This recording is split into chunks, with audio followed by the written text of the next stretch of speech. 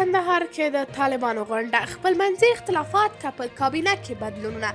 کندهار کې یو شمېر سرچینې وایي چې د طالبانو امیرالمؤمنین ملا هیبت الله په مشرۍ په دې ولایت کې د طالبانو یوه لویه غونډه روانه ده. د معلوماتو پر بنسټ یادې غونډې ته د طالبانو د کابینې شاوخوا 15 وزیران او نور لوړپوړي چارواکي بلل شوي دي.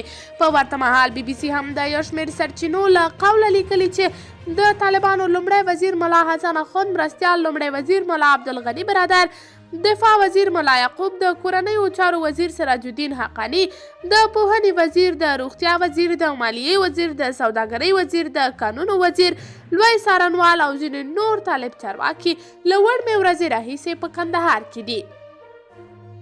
کندهار کې سرچینې خامه پرېس ته تایید کړي چې په دې غونډه کې به د طالبانو لخوا نوی رئیس الوزرا وټاکل شي. د معلوماتو له مخې ښایي ملا برادر د ملا حسن اخوند پر ځای د طالبانو نوی لومړی وزیر او سراج الدین حقانی بیا د نوموړي لومړی مرستیال شي. د سرچینې په خبره دغه غونډه د جنرال رازق په کور کې له پرون راهیسې روانه ده.